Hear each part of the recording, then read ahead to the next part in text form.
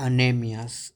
La anemia es la reducción de la masa de eritrocitos circulantes debajo de un límite normal. La anemia hace que el cuerpo disminuya su capacidad de transporte de oxígeno, lo cual va a provocar una hipoxia. Para medir para saber que tenemos una anemia, no es fácil hacerlo por la masa de eritrocitos, ya que no se puede medir de forma fácil. Por eso se hace a partir del hematocrito y de la concentración de hemoglobina, que son valores que nos ayudan a ver que se relacionan con pues la cantidad de eritrocitos que hay en sangre. Pero la relación con la cantidad de eritrocitos que hay se puede modificar por cambios en el volumen del plasma, ya sea porque se retengan líquidos, por ejemplo cuando se le pone demasiada solución, o cuando hay una deshidratación por una diarrea o un vómito. Entonces las anemias se pueden clasificar de diversas formas.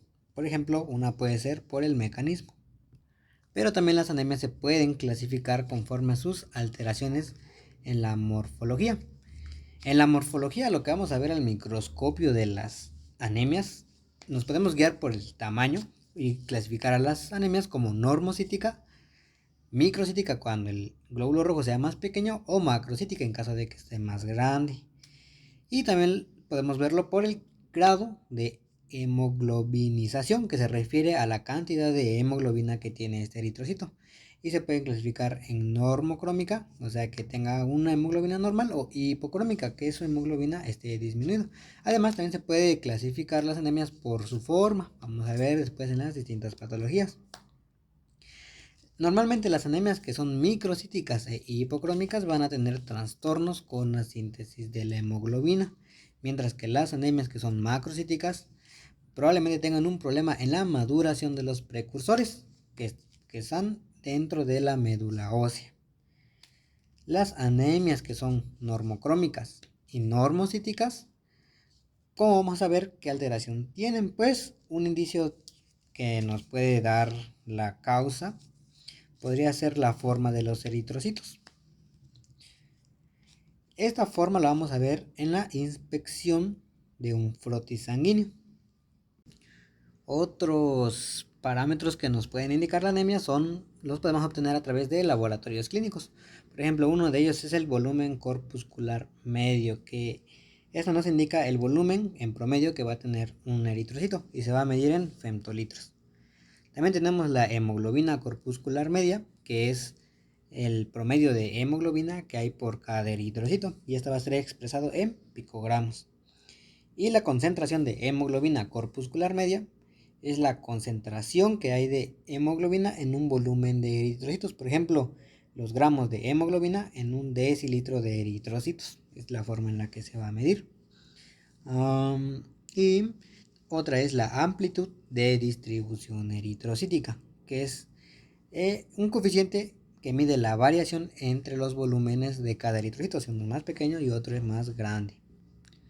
Cuando la anemia es lo suficientemente grave, empiezan a verse manifestaciones que están relacionadas con este descenso de la hemoglobina y del oxígeno en la sangre. Por lo tanto, en los pacientes vamos a ver que van a estar pálidos, van a estar débiles, tienen un malestar general, se van a sentir cansados y van a tener una dificultad para respirar, una disnea. La hipoxia puede generar cambios en el hígado, en el corazón y en el riñón. Que haya una disminución de oxígeno en el miocardio, una hipoxia miocárdica, se va a manifestar como una angina de pecho. En especial cuando complica una enfermedad arterial coronaria que ya había existido. Con la pérdida también de sangre aguda puede haber un shock, y una hipoperfusión renal puede ocasionar que el paciente presente una oliguria y una anuria. Además, la hipoxia del sistema nervioso central puede causar al paciente cefaleas, una visión borrosa y debilidad.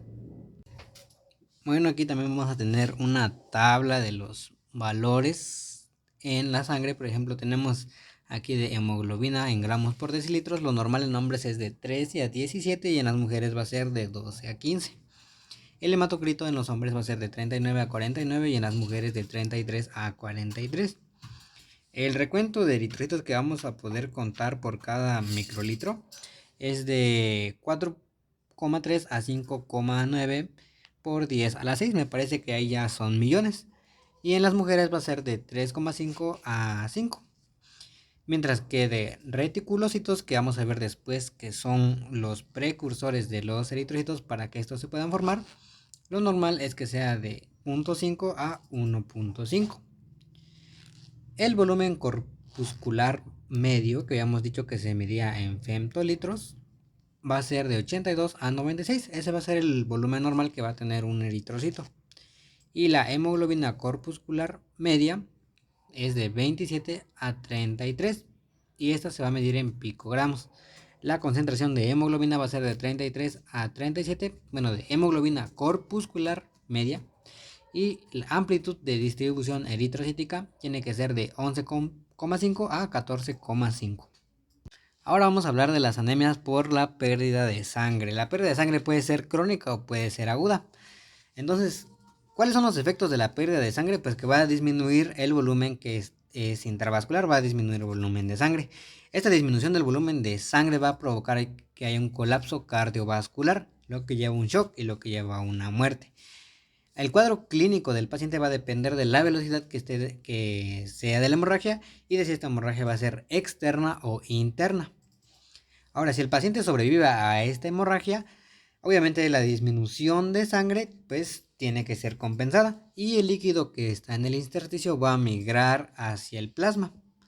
Pero este desplazamiento de líquido que va a llegar al plasma va a hacer que se diluyan los componentes de la sangre, lo que va a hacer que disminuya el hematocrito, porque el hematocrito es la relación que hay entre toda la sangre o entre el plasma y los eritrocitos. Entonces, la reducción que va a haber de la oxigenación por la hemorragia o la anemia que haya va a ser que aumente la secreción de eritropoyetina por parte del riñón. Esta eritropoyetina lo que se va a encargar es de estimular la proliferación, que se reproduzcan los progenitores eritroides. Estos progenitores eritroides también se puede llamar unidad formadora de colonias eritroides, porque van a formar colonias de eritrocitos. Entonces, después de que la eritropoyetina estimula a estos progenitores, vamos a ver, va a tardar 5 días en que veamos en la sangre periférica a los reticulocitos, que son los nuevos bebés eritrocitos. Entonces, este hierro que se pierda en las hemorragias puede ser recapturado si la hemorragia es interna. Pero si esta hemorragia es externa, por ejemplo, hacia el intestino o hacia el exterior, provoca una pérdida e incluso una deficiencia de hierro, lo que puede impedir que se restaure el recuento normal de eritrocitos, porque el hierro es necesario para que se formen estas células. Cuando tenemos una hemorragia significativa en la sangre, también no solamente vamos a ver afectados a los eritrocitos, ya que igualmente pueden afectarse tanto los leucocitos y las plaquetas.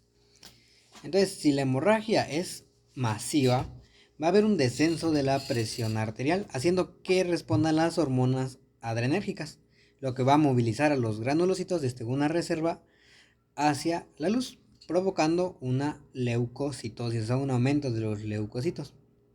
Además, ya habíamos hablado que los eritrocitos, a medida que va aumentando la producción medular, va a haber un aumento de reticulocitos y de que vamos a tardar a verlos más o menos unos 5 días.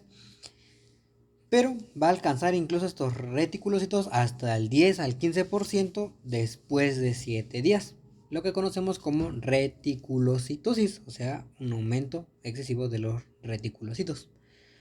¿Cómo vamos a diferenciar a estos reticulocitos? Bueno, pues porque van a tener un mayor tamaño que los eritrocitos y su citoplasma va a ser policromatófilo, o sea, de diferentes colores.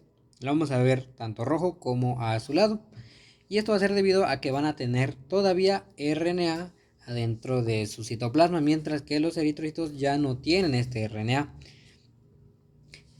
Las primeras fases también, cuando se empieza a recuperar de la pérdida de sangre de esta hemorragia aguda, vamos a observar una trombocitosis, que es el incremento de la producción de plaquetas.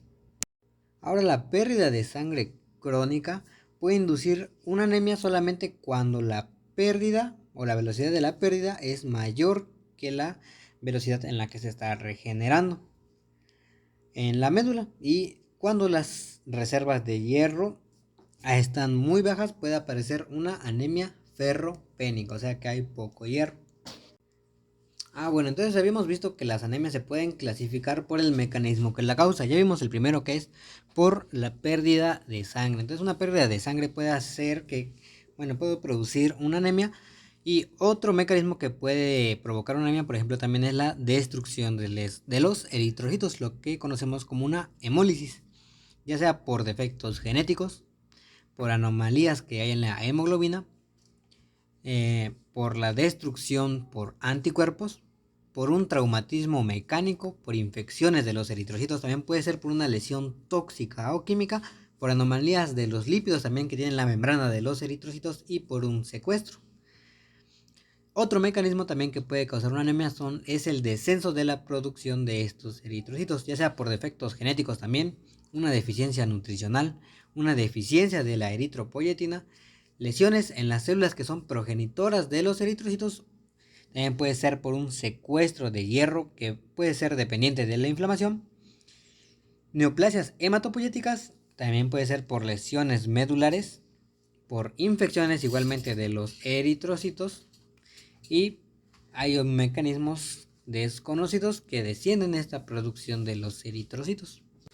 Entonces, ya hablamos de las anemias por pérdida de sangre, ahora vamos a hablar de las anemias hemolíticas, o sea, cuando los eritrocitos se mueren.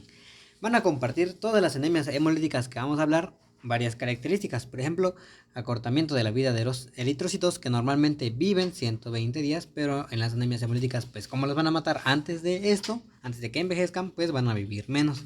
También va a haber una elevación de la eritropoyetina, que va a causar que haya una eritropoyesis, o sea, una producción de eritrocitos. Y también vamos a tener una acumulación de la degradación de la hemoglobina, porque al lisar los eritrocitos, esta hemoglobina que está contenida en el citoplasma se va a liberar hacia afuera.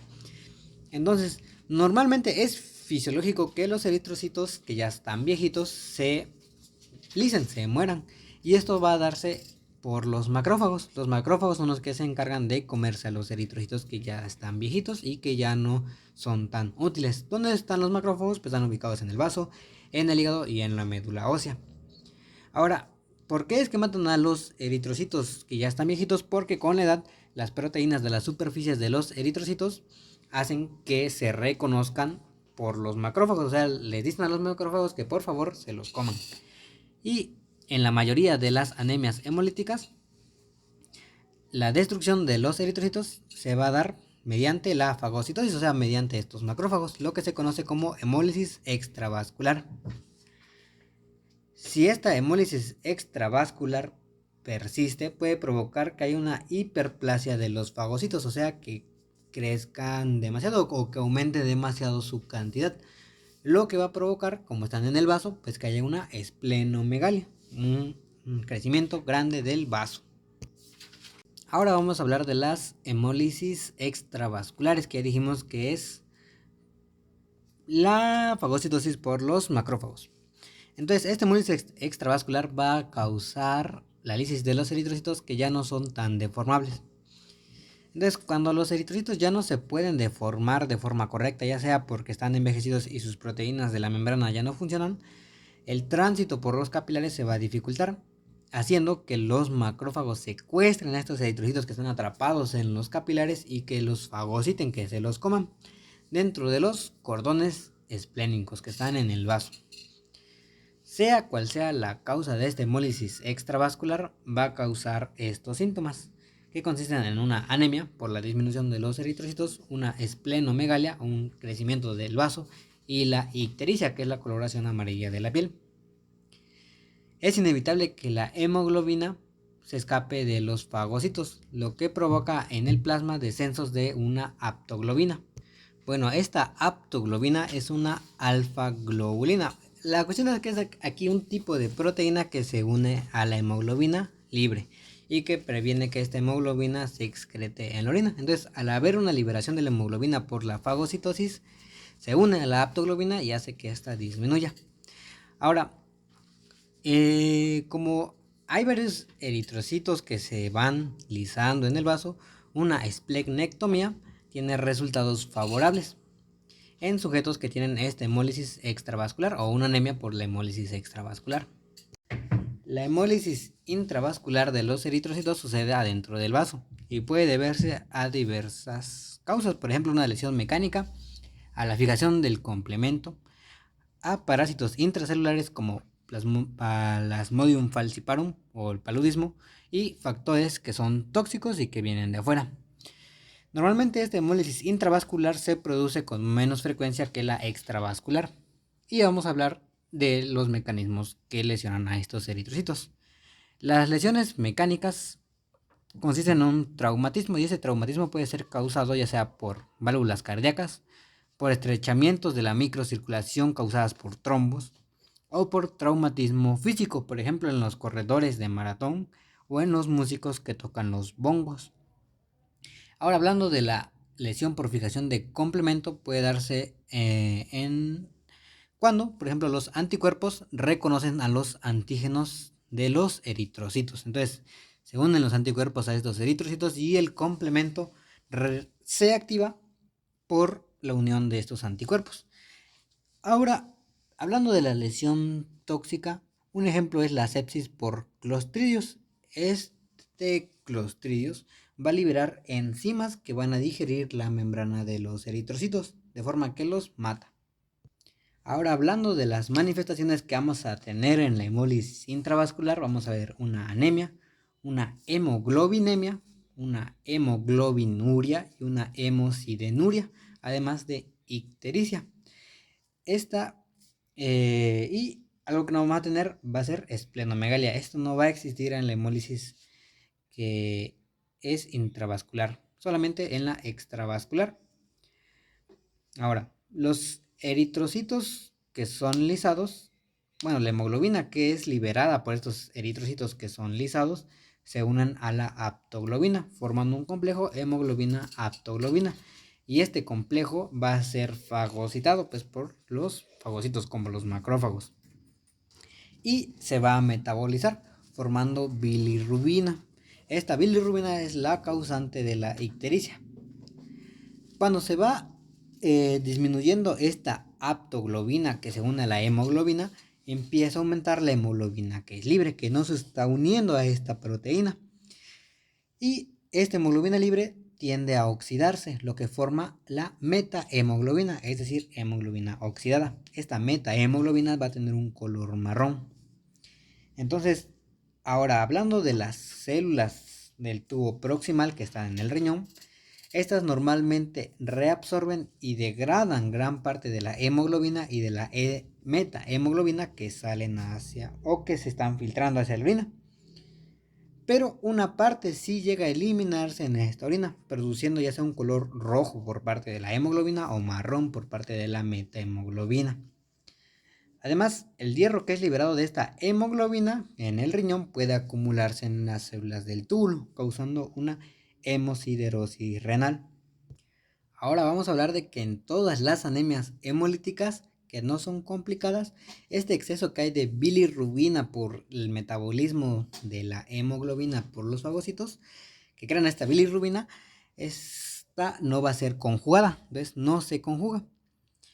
Y el nivel de la hiperbilirrubinemia que hay en sangre va a depender de dos cosas. Uno, la capacidad del hígado para excretarla. Y dos, que es la tasa de hemólisis, o sea, qué tan rápido se están muriendo estos eritrocitos. Cuando un hígado es normal, la ictericia raramente es intensa, ya que este exceso de bilirrubina sí va a ser excretada. Pero este exceso de excreción va a hacer que haya una tendencia a formar litos biliares derivados de los pigmentos, o sea, litos pigmentarios. Ahora vamos a hablar de la morfología, lo que podemos ver en el microscopio con una anemia. Aquí tenemos, por ejemplo, un frotis de aspirado medular en un paciente que tiene esta anemia hemolítica. Ya habíamos hablado de que va a haber un aumento de la eritropoyetina que va a hacer que aumenten o que estimula a que se reproduzcan los progenitores de los eritrocitos. Y va a dar lugar a que haya más precursores de los eritrocitos que se llaman normoblastos. Además, en la sangre periférica vamos a tener una reticulocitosis, o sea, un aumento de los reticulocitos. Aparte de la reticulocitosis y del aumento de los precursores, también vamos a ver una hemosiderosis, que es una acumulación de la hemosiderina, que es un compuesto, bueno, que es un pigmento compuesto por hierro. ¿Y dónde lo vamos a ver esta hemosiderosis? Pues en el vaso, en el hígado y en la médula ósea, que es donde tenemos a fagocitos. También en la anemia podemos ver que haya una hematopoiesis extramedular, o sea que está fuera de la médula ósea, una producción de eritrocitos, porque está demandando en el cuerpo. ¿En dónde? Pues en el hígado, en el vaso y en ganglios linfáticos, y prácticamente en cualquier parte del cuerpo tengo entendido que puede haber una hematopoiesis extramedular. Otra cosa que podemos ver es que va a haber un aumento de la excreción biliar por este aumento de la bilirrubina, lo que favorece una litiasis biliar pigmentada o una colelitiasis.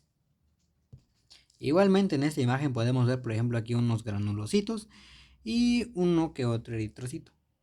Bueno, ahora vamos a hablar de la esferocitosis hereditaria. La esferocitosis hereditaria es un trastorno en el cual hay defectos en el esqueleto de la membrana de los eritrocitos, lo que hace que tengan ahora una forma esférica que es menos deformable, en lugar de la forma bicóncava. Entonces, esta forma esférica va a hacer que sean vulnerables a ser secuestradas y destruidas por los macrófagos del vaso. En Europa, en la parte norte de Europa, hay más prevalencia de la esferocitosis, a incluso de un caso por cada 5.000 habitantes, y normalmente se debe a una herencia autosómica dominante, al menos en el 75% de los casos. Ahora, hablando de la patogenia, normalmente los eritrocitos tienen una deformabilidad y una durabilidad que está dada por el esqueleto de la membrana, el esqueleto especializado. Esta membrana especializada permite que el eritrocito se pueda deformar al pasar por capilares sin romperse. Hablando ahora del esqueleto de la membrana, el componente principal va a ser la espectrina. Esta espectrina tiene dos cadenas, una cadena alfa y una cadena beta, que forman una forma entrelazada o de helicoide. Ahora, las regiones de la cabeza, como se ve en la imagen, puede hacer que se unan espectrinas con espectrina, las dos cabecitas, de forma que forman tetrámeros, porque ya estaban dos cadenas ahí de un lado y ahora son dos cadenas del otro lado, son tetrámeros, ahora son 4 cadenas. Y estos tetrámeros pues van a tener unas colitas, y en la imagen se puede ver que las colitas se pueden unir a la actina. Entonces, esta actina no solamente se puede unir a un tetrámero, sino que se puede unir a muchos más. Y este componente espectrinactina se conecta a la membrana de dos formas. La primera es que una proteína que se llama anquirina esté relacionada con una proteína que se llama de la banda 4.2. Estas dos juntas van a unir a la espectrina a un transportador transportador de iones transmembrana. Esta proteína se llama banda 3. Y la otra forma en la que se unen la espectrina y la actina a la membrana es por medio de una proteína que se llama 4.1. Esta 4.1 une la cola de la espectrina a una glucoforina A. Ahora que ya hablamos del esqueleto, vamos a ver que en la esferocitosis hereditaria ocurren varias mutaciones que provocan la falta de estos componentes que hay en el esqueleto. Por ejemplo, la anquirina, la banda 3, la espectrina o la banda 4.2, que son, ya vimos, proteínas implicadas en el anclaje entre el citoesqueleto y la membrana. Entonces, esto va a hacer que la vida de los eritrocitos disminuya, que normalmente era de 120 días hasta incluso 10 a 20 días. Estas mutaciones pueden ser, por ejemplo, por un desplazamiento del marco de lectura o introducción de codones de detención. Hay que hablar que la carencia de la proteína que está afectada va a reducir el ensamblaje entre el esqueleto con la membrana. lo que va a desestabilizar la membrana plasmática. Los eritrocitos que son jóvenes con esferocitosis van a tener una forma realmente normal, pero conforme van avanzando se va a desestabilizando la membrana y unos fragmentos se pueden desprender. Entonces esta pérdida de pedacitos de membrana va a hacer que el citoplasma se fuerce a intentar cerrar todo ese volumen que tiene de citoplasma con la poca membrana que ahora le queda, forzando a que forme una forma de esfera en lugar de una forma bicóncava. En pacientes que tienen dos alelos para la esferocitosis, la enfermedad va a ser mucho más grave porque va a haber una mayor deficiencia de estas proteínas de ensamblaje. Bueno, los eritrocitos normalmente tienen que sufrir una deformación para que puedan abandonar los cordones de Billroth y entrar en los sinusoides, donde pues en el vaso. Para que puedan pasar estos sinusoides pues se tienen que deformar. Pero ahora los esferocitos, o sea, que son eritrocitos con una esferocitosis, tienen una menor capacidad para deformarse y pasar a los sinusoides, lo que hace que se queden atrapados en estos cordones de Billroth o cordones esplénicos, donde son presa fácil de los macrófagos que se encuentran ahí. Aparte, otros factores del entorno del vaso pueden exacerbar la tendencia de los eritrocitos a perder la membrana, y con la pérdida de la membrana también pierden iones potasio y agua. Otras causas que también contribuyen a esta pérdida es la exposición prolongada al vaso, que se denomina eritroestasia, al menos en cualquier lugar de un vaso sanguíneo, la depleción de la glucosa de los eritrocitos y el descenso de pH de los eritrocitos. Una esplenectomía, quitar el vaso, puede hacer que se corrija la anemia, aunque los esferocitos aún van a persistir. Ahora aquí podemos ver una imagen de una esferocitosis hereditaria. Es un brote sanguíneo de un paciente con esferocitosis hereditaria. Normalmente en el microscopio vamos a poder ver eritrocitos que son pequeños, o sea, microcíticos, y van a tener una tinción más oscura, por lo que se van a llamar hipercrómicos. Y por su forma de esfera, van a carecer de esta zona más pálida que tenían en el centro. Ver a los esferocitos es característica de la esferocitosis, pero no es patognomónica, porque también podemos encontrar esferocitos en otros trastornos que hacen que los eritrocitos pierdan su membrana, como por ejemplo la anemia hemolítica autoinmune. En la imagen podemos ver también porque los esferocitos son más chiquitos, podemos ver una diferencia de tamaños. Esto se le denomina anisocitosis. Y en algunos eritrocitos podemos ver, por ejemplo, en las esquinas que tienen cuerpos de Howell-Holly. Estos cuerpos son pequeños restos oscuros del núcleo. Entonces son restos que el eritrocito tenía antes de su núcleo. Normalmente estos se eliminan en el vaso por los macrófagos, pero este paciente tiene asplenia, no tiene vaso, por lo cual pues no van a quitarle estos restos a los eritrocitos. Otras características que podemos observar son las que son comúnmente en todas las anemias hemolíticas, como una reticulocitosis, una hiperplasia medular eritroide, una hemosiderosis y una ictericia. Además, vamos a poder tener una colilitiasis hasta en el 50% de los adultos que están afectados, y vamos a tener la esplenomegalia. Esta esplenomegalia va a ser consecuencia de que hay una congestión de estos esferocitos en los cordones de Billroth, que como ya vimos no van a poder escapar con tanta facilidad. Y además hay un aumento en el número de fagocitos también en estos vasos. Ahora, hablando de las características clínicas de la esferocitosis, vamos a ver primero el diagnóstico, que se basa en la historia familiar, los signos y la analítica. 2/3 de los eritrocitos que van a tener esta esferocitosis son sensibles a la lisis osmótica cuando se incuban en soluciones hipotónicas. ¿Por qué? Porque van esta agua va a ir a entrar a los eritrocitos, que ya vimos que su membrana apenas puede contener todo el citosol, y si le pones más agua, pues obviamente se va a morir.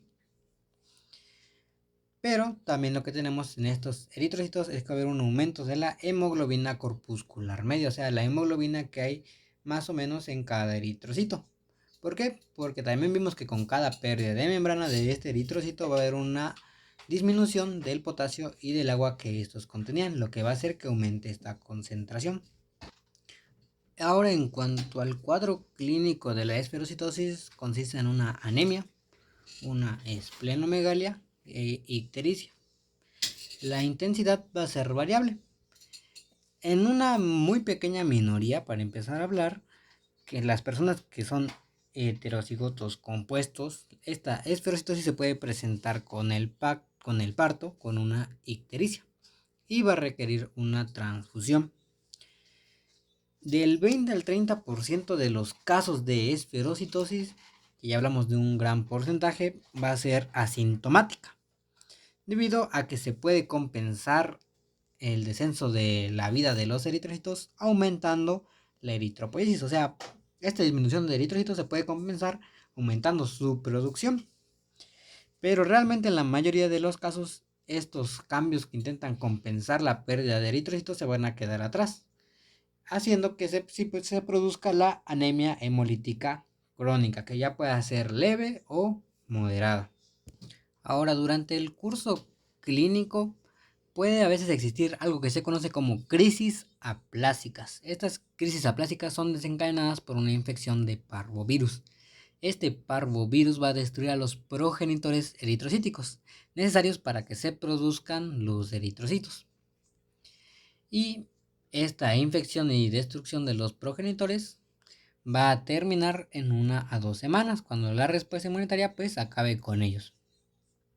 Esto pues se puede manejar bien en un paciente sano, pero en un paciente con esferocitosis, esta interrupción de la eritropoiesis, de la producción de eritrocitos, aunque sea por un periodo corto de 1 a 2 semanas, provoca un empeoramiento de la anemia, debido a que los eritrocitos normales nada más tienen una vida ahora de 10 a 20 días y no de 120 como debería ser, por lo que se va a necesitar una transfusión en la fase aguda de una infección por parvovirus en un paciente que tiene esferocitosis. Ahora también podemos tener crisis hemolíticas. Estas crisis hemolíticas es por episodios que aumentan la destrucción de los eritrocitos en el vaso, como por ejemplo con una mononucleosis infecciosa que va a aumentar el tamaño del vaso, pero son menos significativas que las crisis de aplasia. Ahora, la litiasis biliar se detecta en muchos pacientes y también va a producir síntomas. Esto es debido pues, al aumento de la bilirrubina por la hemólisis. Aunque una esplenectomía puede corregir la anemia, recordemos que el vaso es un filtro para las bacterias, por lo cual puede aumentar el riesgo de sepsis. Ahora vamos a hablar de enfermedades hemolíticas por defectos enzimáticos. Cuando hay una anomalía en el metabolismo del glutatión o una deficiencia de una enzima que haga que se reduzcan, va a hacer que los eritrocitos ya no tengan tanta capacidad para protegerse frente a lesiones oxidativas, lo que va a provocar que estas pues maten a los eritrocitos, les hagan hemólisis. Y porque hay que acordarnos que el glutatión es importante para que estos radicales libres pues no hagan estos efectos dañinos en las células. La enzima que va a ser más importante aquí para este tipo de anomalías es la deficiencia de la glucosa 6-fosfato deshidrogenasa, que es como abreviada como G6PD. Esta enzima va a reducir el NADP a NADPH en el momento que oxida la glucosa 6-fosfato, o sea, durante su acción convierte el NADP a NADPH. Y este NADPH que sale es importante para que convierte el glutatión oxidado a glutatión reducido. Y es este glutatión reducido el que nos protege, bueno, a los eritrocitos los protege frente al daño oxidativo, ya que puede neutralizar a compuestos como los radicales libres. La deficiencia de la glucosa 6-fosfato deshidrogenasa normalmente está ligada al cromosoma X, por lo cual va a ser más grave en los hombres, o se va a llegar a presentar más en los hombres. Y existen muchas variantes de esta enfermedad, pero las que son más significativas son la glucosa 6-fosfato, bueno, la deficiencia de esta glucosa 6-fosfato menor o con un signo menos, que aquí lo representa el Robbins, y la deficiencia de glucosa 6-fosfato deshidrogenasa mediterránea. La que se representa con el signo menos va a estar presente hasta en el 10% de las personas negras americanas, y la que es mediterránea, pues como su nombre lo va a indicar, es más prevalente en Oriente Medio. Se dice que esta enfermedad surgió como consecuencia del paludismo, ya que esta enfermedad nos ayuda a protegernos de esto. ¿Y cómo es que se produce la deficiencia de esta enzima? Pues normalmente hay errores que hacen que esta proteína se pliegue mal, haciendo que sea más susceptible a que se degrade por los proteosomas. Además, en la variante que es más frecuente, que es la variante B, la semivida de esta enzima se va a reducir. Y en la enfermedad que es mediterránea, es muy rara que esta suceda. Hay que recordar que aquí que las proteínas en los eritrocitos que ya están maduros en la sangre no van a sintetizar más proteínas, por lo cual poco a poco va a ir descendiendo la cantidad de glucosa 6-fosfato deshidrogenasa que estos tienen, y cuando estos llegan a niveles inadecuados para proteger el estrés oxidativo, pues van a causar la hemólisis de los eritrocitos. Bueno, ahora vamos a hablar de que la hemólisis en esta deficiencia de glucosa 6-fosfato es episódica y se debe a causas que aumentan los radicales libres, lo que se conoce como estrés oxidativo. ¿Qué aumenta los radicales libres? Normalmente son las infecciones, ya que estos leucocitos que son activados durante las infecciones producen los radicales libres, por ejemplo una hepatitis vírica, una neumonía y una fiebre tifoidea, que son las que más comúnmente pues lo elevan. Otras causas pueden ser, por ejemplo, los fármacos como las sulfonamidas y las nitrofurantoínas, incluso los antipalúdicos como la primaquina y la cloroquina. Entre los alimentos que generan radicales libres cuando se metabolizan tenemos la haba. Y de hecho algo que se conoce como fabismo, que es el consumo excesivo de esta haba, es endémico de la zona mediterránea, Oriente Medio y de África. Cuando hay una exposición a niveles altos de oxidantes para estos eritrocitos que tienen la deficiencia, hace que se formen enlaces entre grupos sulfidros de las cadenas de globina que están en la hemoglobina, lo que hace que estas proteínas se desnaturalicen y se precipiten unidas a la membrana, y se va a ver al microscopio y se conoce como cuerpos de Heinz. Estos cuerpos de Heinz son inclusiones oscuras en eritrocitos que están teñidos con violeta cristal. Los cuerpos de Heinz pueden llegar a dañar la membrana lo suficiente para que estos se mueran, pero cuando el daño a la membrana no es tan intenso, van a reducir la capacidad de los eritrocitos para poder deformarse al pasar por los capilares. Cuando hay eritrocitos que llegan con los cuerpos de inclusión de Heinz a los cordones esplénicos, normalmente los macrófagos intentan arrancar estos cuerpos de Heinz, lo que hace que se forme un mordisco en estas células, que se ve pues muy chistoso. Los eritrocitos que no se dañan tanto con estas mordidas se vuelven esferocitos, ya que pierden una membrana e intentan compensar su volumen. Pero tanto las células mordidas como los esferocitos pueden quedar atrapados en los cordones esplénicos, donde finalmente los fagocitos los van a eliminar. Ya sea cualquiera de las causas que vimos, como infecciones, alimentos o fármacos, hace que 2 a 3 días después de esta exposición hay una hemólisis intravascular que es aguda, o sea, va a formar un momento en el que hay hemólisis. En ese momento vamos a ver una anemia, una hemoglobinemia, una hemoglobinuria, que va a empezar en estos 2 a 3 días. Hay que recordar aquí que los eritrocitos más antiguos tienen mayor riesgo de lisis, ya que no tienen tanta enzima, porque ya no la sintetizan. Y cuando el episodio empieza, va a ser autolimitado porque no va a seguir haciendo hemólisis. La hemólisis va a cesar cuando queden los eritrocitos más jóvenes que sí están llenos de la glucosa 6-fosfato deshidrogenasa. Y vamos a ver en el paciente una recuperación. ¿Cuándo sabemos que se está recuperando? Cuando vemos en la sangre una reticulocitosis, o sea, los precursores de los eritrocitos.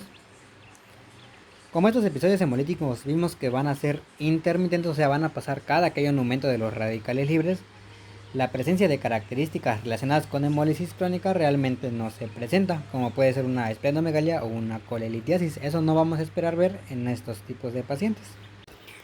Y ahora vamos a hablar de otra enfermedad, que es la enfermedad de las células falciformes, que también es conocida como drepanocitosis. La drepanocitosis es una hemoglobinopatía, una enfermedad de la hemoglobina que es hereditaria por una mutación puntual en la beta globina. Lo que va a hacer es que esta beta globina se polimerice y que forme, cuando esté en hemoglobina desoxigenada, lo que provoca una distorsión en los eritrocitos, formando esta forma falciforme o de Os. La anemia hemolítica también va a ser producida por esta hemoglobinopatía y va a haber una obstrucción microvascular que va a provocar una lesión en los tejidos y una isquemia.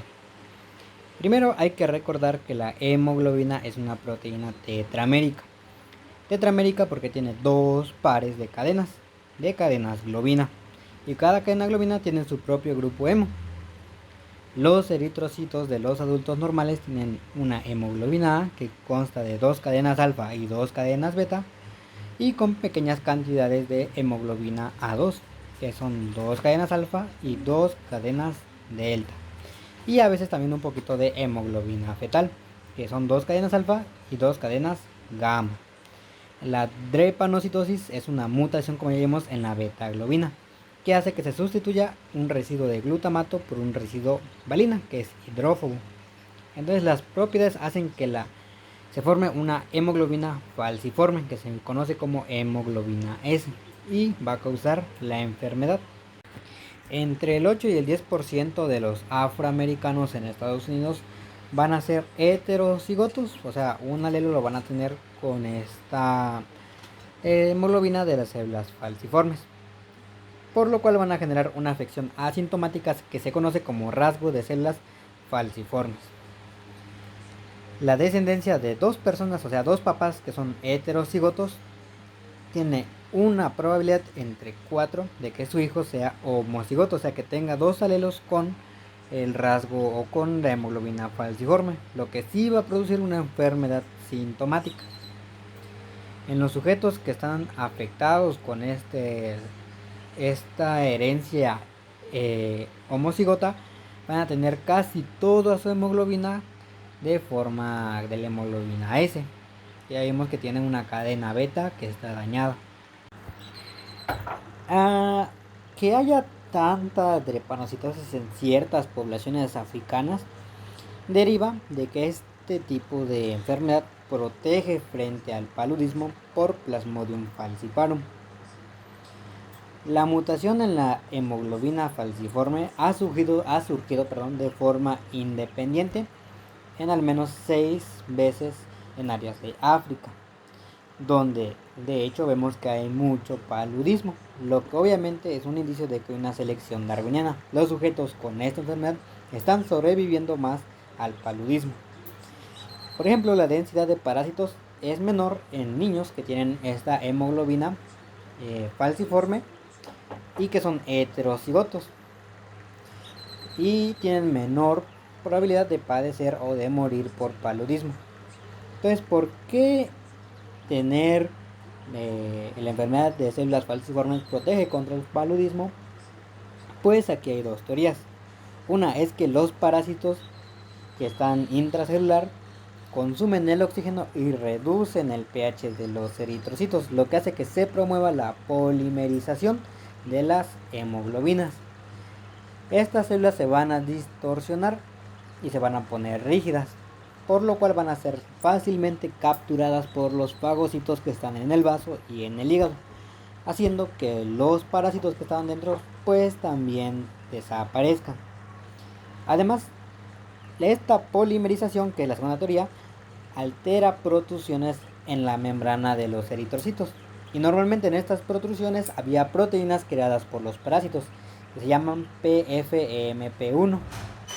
Estas protrusiones eran importantes para la adhesión de los eritrocitos al endotelio, lo que es importante para generar la forma de enfermedad de paludismo cerebral. Y pues sin estas protrusiones por la polimerización, pues no se va a poder llevar a cabo de la forma en la que el parásito quería. Además, otras enfermedades como ya vimos la glucosa 6-fosfato deshidrogenasa y la talasemia protegen también frente al paludismo, ya que aumentan la eliminación y reducen la adherencia de estos eritrocitos que están infectados. Y además que hacen que haya un mayor estrés oxidante, haciendo que los eritrocitos que tienen estos parásitos se dañen y se eliminen. Diversas variables pueden aumentar la velocidad y el grado de formación de las células falciformes. Por ejemplo, la interacción de la hemoglobina falciforme con otros tipos de hemoglobina, que es lo primero que vamos a ver. Entonces, las personas que son heterocigotas para las células falciformes y que tienen tanto hemoglobina S como hemoglobina A, van a tener hasta el 40% de la hemoglobina S. Y la hemoglobina A va a interferir con la polimerización de esta hemoglobina S. Los eritrocitos solamente van a adoptar una forma de O si se exponen a una hipoxia que es prolongada y grave. La hemoglobina, hablando de otra hemoglobina, la hemoglobina F fetal, inhibe la polimerización más aún que la hemoglobina A, por lo cual los lactantes no van a tener síntomas de drepanocitosis hasta que ya cumplen 5 o 6 meses, ya que a esta edad empieza a disminuir la hemoglobina fetal y ahora sí se permite la polimerización de la hemoglobina de las células falciformes. Sin embargo, en algunos sujetos esta hemoglobina fetal se puede mantener incluso después de estos 6 meses, lo que se conoce como persistencia hereditaria de la hemoglobina fetal, y aquí la drepanocitosis va a ser mucho menos grave.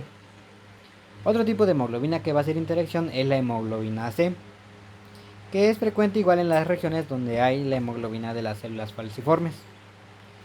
Los eritrocitos que tienen tanto hemoglobina de las células falciformes como la hemoglobina C, el porcentaje de hemoglobina S va a ser de hasta el 50%.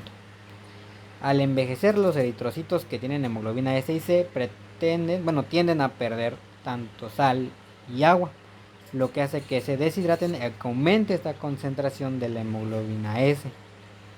Este tipo de factores hacen que la hemoglobina S tienda a polimerizarse y como resultado tienen un trastorno drepanocítico que sí es sintomático y que es llamado enfermedad por la hemoglobina de células falciformes y C, que es solamente un poco más leve que la drepanocitosis.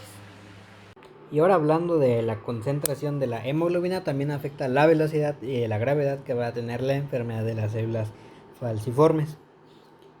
Por ejemplo, un aumento de la concentración de hemoglobina va a hacer que haya más probabilidad de que ésta se polimerice durante una desoxigenación, aunque no sea tan grave.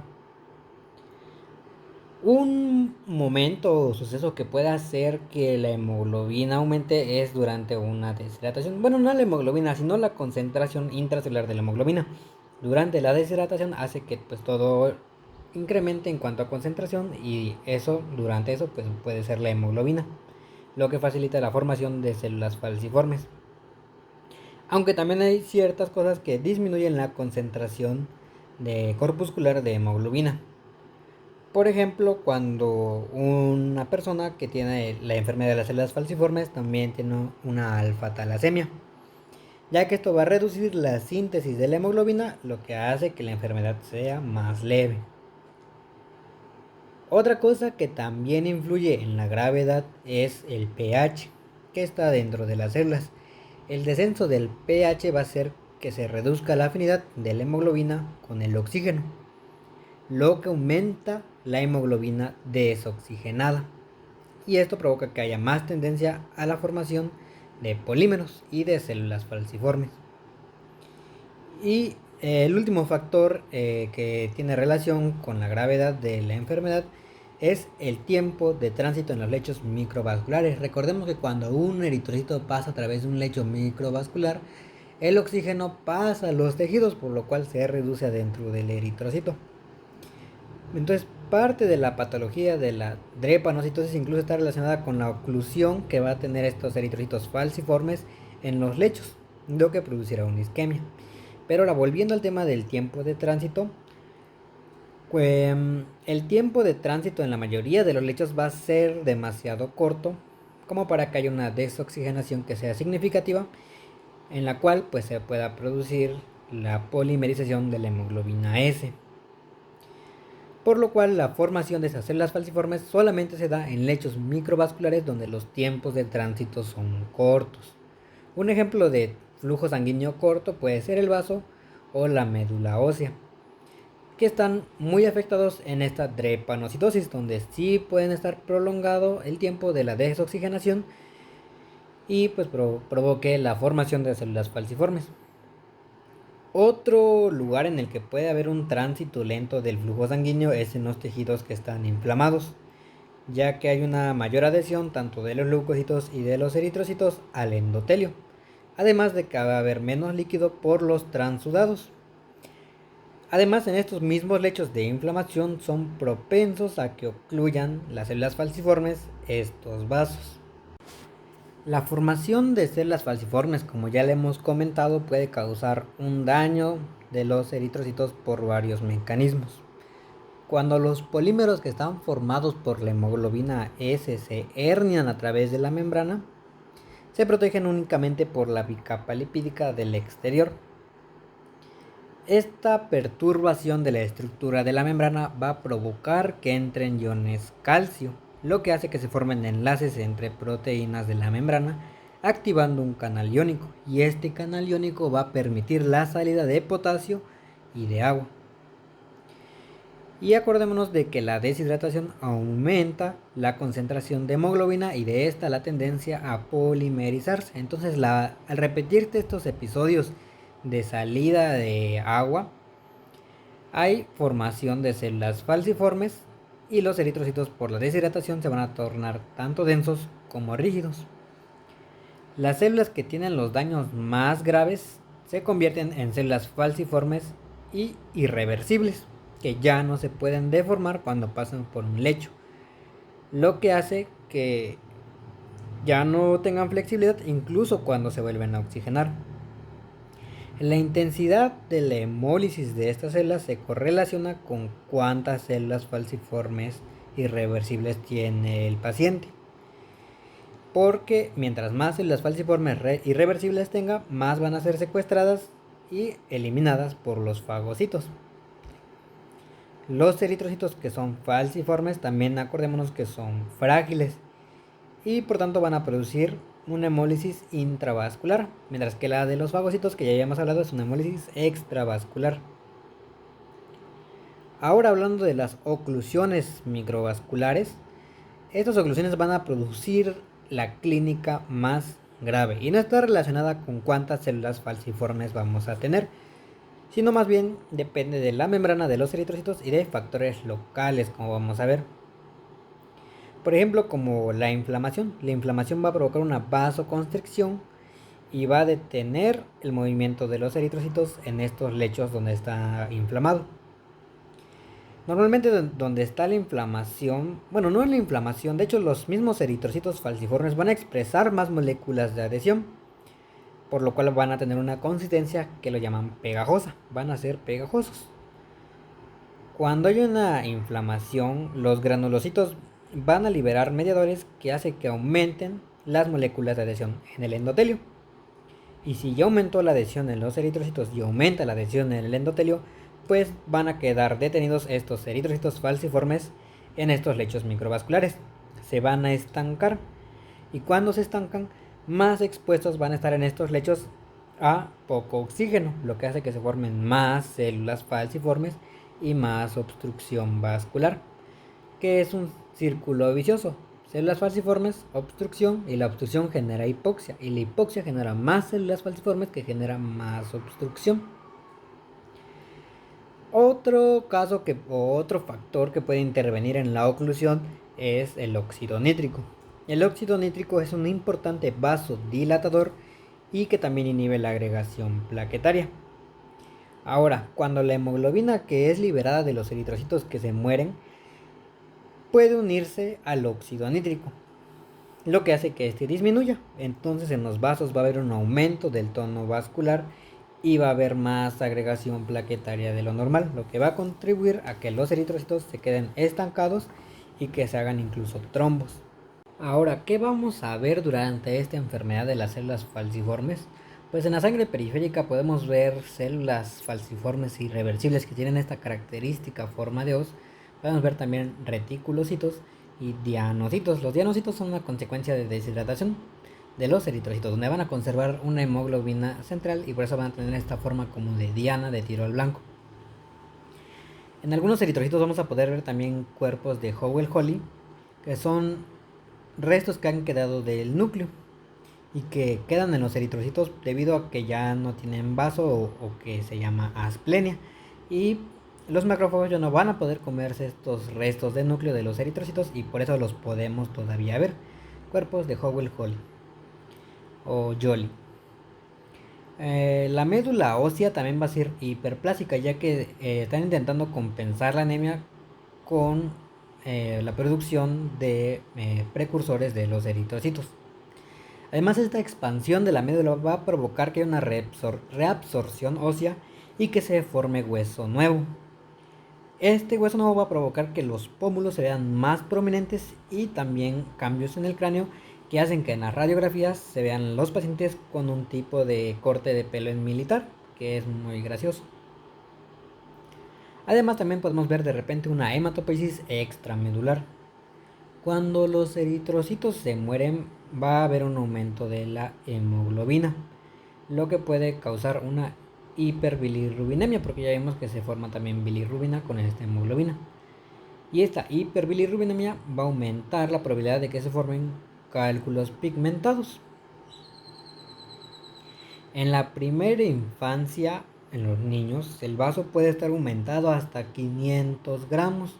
Este es debido a que está congestionado los vasos de la pulpa roja, debido a que se están atrapando aquí los eritrocitos falciformes tanto en los cordones como en los senos. Pero con el tiempo esta eritroestasia, el atoramiento de los eritrocitos puede provocar un infarto esplénico que ya no le llegue tanta sangre y por ende se va a fibrosar y disminuye el volumen de este vaso. Bueno, y esta reducción del volumen del vaso va a hacer que en la adolescencia o cuando ya lleguen a la adultez solo quede un pequeño vasito. Por eso este proceso donde se va eliminando poco a poco el vaso se llama autoesplenectomía. Además puede haber otros infartos causados por oclusiones vasculares, como en los huesos, en el cerebro, en el riñón, hígado, retina y vasos pulmonares. Y en estos pulmones pues, puede producir un corazón pulmonar. En los pacientes que ya son adultos, un estancamiento vascular de los tejidos subcutáneos va a provocar úlceras en las piernas, pero esto raramente va a ocurrir en niños. Ahora hablaremos de las características clínicas de las células de la enfermedad de las células falciformes o drepanocitosis. Esta drepanocitosis ya vimos que es una anemia hemolítica de intensidad moderada, donde el hematocrito llega a reducirse de 18 hasta 30%. Eso es donde queda. Ya vimos que se va a asociar a una reticulocitosis para compensar la anemia, a una hiperbilirrubinemia por la lisis de los eritrocitos y la aparición de células con cambio falciforme irreversible. La evolución de la enfermedad va a estar dada o vamos a ver varias crisis. Por ejemplo, crisis vaso-oclusivas, donde se tapan los vasos, o que también se llaman crisis de dolor. Aquí son episodios de hipoxia y de infartos que va a causar dolor intenso en el área que va a estar afectada. Ya vemos que pues que van a tapar los vasos por las células falciformes. También la infección, una deshidratación y una acidosis va a favorecer la formación de células falciformes y son desencadenantes de las probables crisis, aunque en la mayoría no se va a identificar una causa de estas crisis. Los lugares que están más afectados pueden ser los huesos, pulmones, hígado, cerebro, vaso y hasta el pene. En los niños puede haber crisis óseas dolorosas y son muy frecuentes. De hecho, son muy difíciles de distinguir de una osteomielitis aguda, que sería su diagnóstico diferencial. También vamos a ver una manifestación con mucha frecuencia del síndrome mano-pie, que es una dactilitis. de los huesos, de las manos y de los pies. Podemos encontrar también un síndrome torácico agudo, que es un tipo peligroso de la vasculoclusión, donde se van a afectar los pulmones. Y aquí en este síndrome torácico agudo, el paciente va a tener fiebre, tos, dolor torácico e infiltrados en los pulmones. La inflamación pulmonar, que puede estar dada por una infección, puede hacer que el flujo en estos pulmones sea más lento y se llega a parecer incluso al flujo que hay en el vaso. Ya vimos que un flujo lento aumenta la formación de células falciformes. Esto puede hacer que ocluyan vasos y que se afecte la función pulmonar. Puede llegar a ser mortal, incluso agravando una hipoxemia pulmonar y llegando a ser sistémica, que da un cambio todavía más falciforme y más vasoloclusión. Otro síntoma u otro daño que puede haber es el priapismo, que afecta hasta el 45% de hombres después de la pubertad y da lugar a un daño hipóxico y a una disfunción eréctil. Otro trastorno que se puede dar por la obstrucción vascular es un accidente cerebrovascular. Además, también una retinopatía causada por pérdida de la agudeza visual y que incluso puede llegar a tener ceguera. Unos factores que contribuyen a este ictus, accidente cerebrovascular, se ha propuesto que es la adhesión de las células falciformes al endotelio vascular y la vasoconstricción, que está dada, ya vimos, que por la disminución del óxido nítrico. Otro tipo de crisis son las crisis de secuestro. Estas se van a presentar en niños con vasos intactos. En estos vasos va a haber un atrapamiento masivo de los eritrocitos falciformes, lo que hace que aumente rápidamente el tamaño del vaso y que haya una hipovolemia en la demás parte del cuerpo y provoca incluso a veces shock. Tanto las crisis de secuestro y el síndrome torácico agudo pueden ser mortales y requiere que se le den transfusiones. Otras crisis también son las crisis de aplasia. Las crisis de aplasia son por infecciones de, por ejemplo, parvovirus, donde va a interrumpir la eritropoiesis y va a empeorar la anemia, porque pues no se van a producir nuevos eritrocitos. La hipoxia tisular crónica es importante, ya que va a ser responsable del deterioro del crecimiento y del desarrollo y daño incluso en el vaso, corazón, riñones y pulmones. Ya vimos que la hipoxia pues es muy importante porque va a evitar el crecimiento de estos órganos en pues principalmente los niños. La formación de células falciformes provocada por una hipertonía de la médula renal provoca daños que van a provocar una hipostenuria, que es una incapacidad para concentrar la orina. Esto aumenta la propensión a que el paciente se deshidrate y pues va a tener consecuencias propias de esta afección. Probablemente esta hipertonía de la médula renal va a hacer que se laven los osmoles que son necesarios para concentrar esta orina. También en las personas con la drepanocitosis va a haber un aumento de la susceptibilidad a la infección por microorganismos que están encapsulados, ya que va a haber un deterioro de la función esplénica, principalmente en los niños, ya sea por la congestión de los eritrocitos y por el flujo escaso que van a producir los infartos en el vaso. Además de que también va a haber un deterioro en la opsonización de las bacterias. Todo esto, menor función del vaso, va a provocar que haya una mayor probabilidad de que haya una septicemia y una meningitis, principalmente por Pneumococos pneumoniae y Haemophilus influenzae. Este tipo de infecciones se puede reducir mediante una vacunación y un empleo de antibióticos profilácticos. Es importante reconocer que las manifestaciones clínicas pueden variar mucho de paciente a paciente. Y ahora hablando del diagnóstico, se hace por la sospecha de los signos clínicos que van a tener los pacientes y por la presencia de los eritrocitos falciformes. Además se va a confirmar con análisis que demuestren la hemoglobina falciforme. Se puede hacer un diagnóstico prenatal con el análisis del ADN que se obtiene a través de una amniocéntesis o una biopsia coriónica. Y la detección de la hemoglobina falciforme en los recién nacidos se hace universalmente en 50 estados. Y la muestra se suele obtener del talón del recién nacido. El pronóstico de los pacientes con drepanocitosis ha mejorado en los últimos 20 años, ya que hasta el 90% sobrevive hasta los 20 años y la mitad puede sobrevivir incluso hasta los 50. ¿Cuál es el tratamiento? Pues es un inhibidor de la síntesis del ADN, como la hidroxiurea. Esta hidroxiurea va a incrementar la hemoglobina fetal que hay en el eritrocito, que ya vemos que es beneficioso.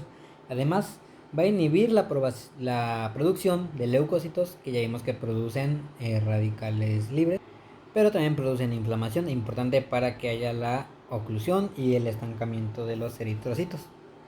Además, va a disminuir las crisis de las oclusiones tanto en niños como en adultos.